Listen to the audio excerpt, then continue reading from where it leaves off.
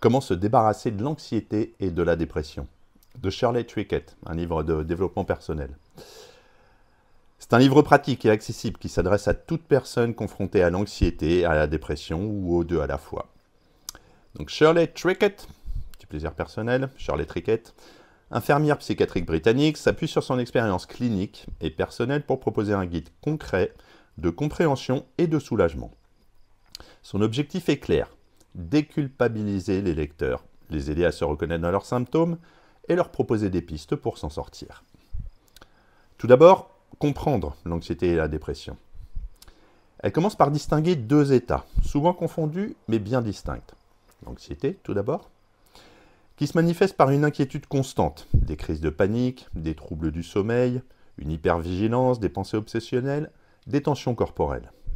Et la dépression, qui elle est marquée par une perte d'intérêt, une tristesse durable, une fatigue extrême, un ralentissement moteur et cognitif, une perte d'estime de soi et parfois des idées noires.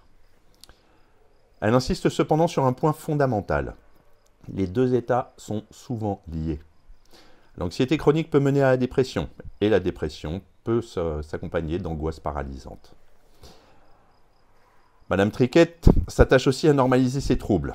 Ce ne sont pas des faiblesses de caractère, mais des dérèglements émotionnels et chimiques, souvent liés à des événements de vie, des traumatismes ou des pressions prolongées. Ensuite, elle propose d'identifier les causes profondes. Donc, le livre explore ensuite les différentes causes qui peuvent sous-tendre ces troubles. Donc, elle évoque les traumatismes passés, abus, deuil, rupture, la pression sociale et les rôles genrés, notamment chez les femmes à qui l'on demande d'être fortes, douces, disponibles, le perfectionnisme et la peur de l'échec, le stress chronique, le déséquilibre chimique, les liens avec le cerveau et la sérotonine, l'impact de l'isolement ou un manque de soutien émotionnel. L'auteur met en avant l'idée que l'anxiété et la dépression sont une fonction adaptative à l'origine. C'est-à-dire que ce sont des signaux que quelque chose ne va pas. L'anxiété alerte, la dépression force à ralentir. Mais quand ces états deviennent constants, ils cessent d'être utiles. Elle parle ensuite des effets des médicaments. Donc dans un chapitre, très accessible d'ailleurs, elle évoque les médicaments psychotropes, en particulier les antidépresseurs, les anxiolytiques et les somnifères. Elle reconnaît leur utilité à court terme, dans les cas graves uniquement. Mais elle insiste aussi sur les effets secondaires, les risques de dépendance et la nécessité de les accompagner d'une aide psychologique. Elle encourage le lecteur à ne pas culpabiliser s'il a besoin de médicaments, mais à ne pas s'y fier comme solution unique. Le message est clair, les médicaments peuvent apaiser, mais ils ne règlent pas les causes profondes. Ensuite, elle propose donc des solutions concrètes. D'ailleurs, la plus grande partie du livre est dédiée aux solutions pratiques à mettre en place au quotidien. Tout d'abord, changer ses pensées. Shirley Trickett présente les principes de la thérapie cognitive. Identifier les pensées automatiques négatives, remettre en question les croyances, genre je dois être parfait ou je ne vaux rien, et cultiver des pensées plus justes et bienveillantes envers soi-même.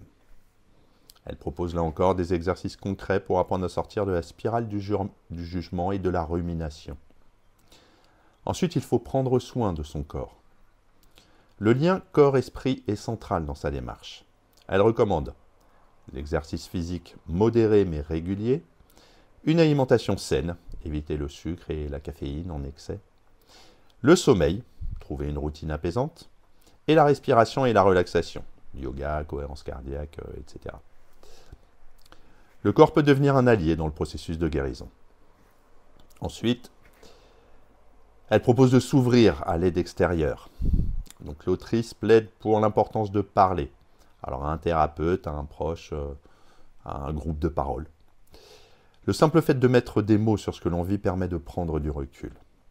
Elle évoque les bienfaits de la psychothérapie, mais aussi d'approches alternatives comme la méditation, l'écriture, l'art-thérapie et la pleine conscience.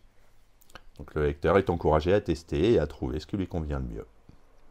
Et enfin, elle dit qu'il faut être patient et indulgent envers soi-même. La guérison est un chemin lent, non linéaire.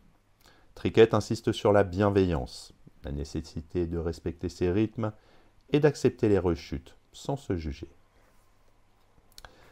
Donc si on analyse le livre, elle réussit en fait le pari de proposer un ouvrage à la fois pédagogique, réconfortant et très pratique. Les points forts, un ton empathique, jamais moralisateur, des exemples concrets qui permettent de s'identifier, une approche globale qui intègre le corps, l'esprit, l'environnement, des outils simples à mettre en place au quotidien, et la désacralisation des troubles mentaux. Elle brise les tabous. Dans les points faibles, certaines propositions peuvent sembler génériques pour les personnes en grande détresse, ou alors l'absence d'un vrai protocole thérapeutique structuré. Voilà, un contenu aussi un peu répétitif de temps en temps. Il n'y a pas de personnage à part entière, mais des profils types. Par exemple, le perfectionniste anxieux, qui lui veut tout contrôler. La mère surmenée, dévouée aux autres, qui s'oublie elle-même. Le solitaire, qui n'ose pas demander d'aide. Et le patient médicalisé, qui prend des traitements depuis des années sans comprendre leur fonction. Et ces profils permettent au lecteur de se reconnaître et d'avoir une prise de conscience. Ils servent aussi à illustrer la diversité des vécus, tout en montrant des points communs émotionnels. Donc pour conclure, c'est un guide bienveillant, accessible, utile, qui offre au lecteur des clés pour comprendre ce qu'ils vivent, sans jugement.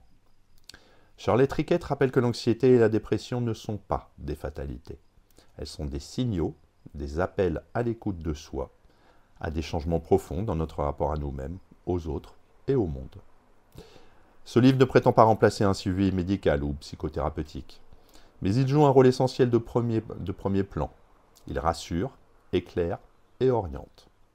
Il convient aussi bien aux personnes concernées qu'à leurs proches qui veulent mieux comprendre. À bientôt.